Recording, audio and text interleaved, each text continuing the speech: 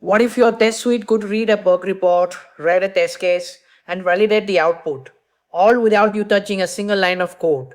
That's exactly what LangChain enables for QA engineers today. LangChain is an AI orchestration framework that lets you chain together LLMs, tools, and memory.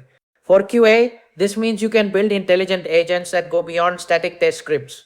Here's a real use case. You have a flaky API.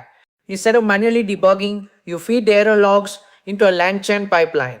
The LLM analyzes the failure pattern, classifies the root cause, and suggests a fix automatically.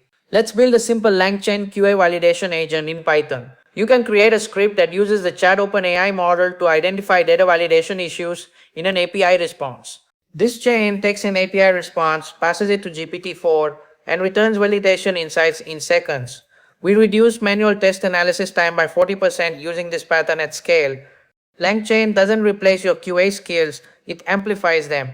Drop a comment. Are you already using LLMs in your test pipeline?